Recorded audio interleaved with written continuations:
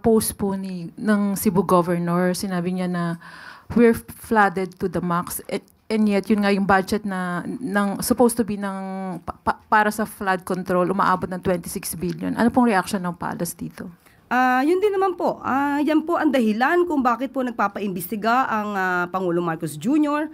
Dahil nakita niya po yung epekto, may mga budget na inilaan para dito pero parang hindi gumagana.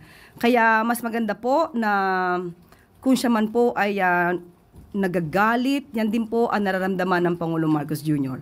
At kung meron po siya pang mga alam, may mga facts, may mga data rin po, si Governor para dito mas na makakatulong sa ating gobyerno para mapanagot ang dapat mapanagot. Yan po ay welcome.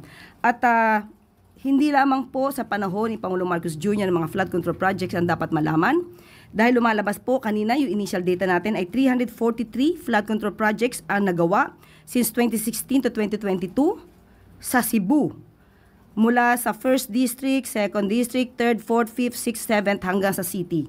So dapat din po itong makita dahil kung meron pong 343 flood control projects noon pa man, dapat po sana ay gumagana ito. So pagtulong-tulungan po natin mahanap ang dapat na papanagot sa mga maanumalyang flood control projects.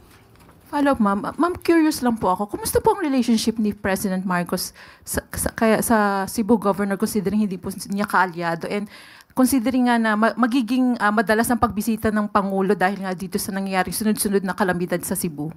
Kahit naman po hindi kaalyado ng Pangulo, kahit anong kulay po niyan, ay Pangulo po ay handang tumulong kahit po kanino. Basta po kinakailangan ang tulong ng gobyerno, kahit ano po ang kanilang saan sila kaalyado, tutulong ang Pangulo. Noong nakaraan lamang po, napabalita rin po na pumunta ang Pangulo sa Cebu at siya naman po ay sinalubong ni Governor at nagpasalamat pa po si Governor ng Cebu dahil sa maagarang tulong na binigay ng Pangulo sa nasabing syudad o lungsod.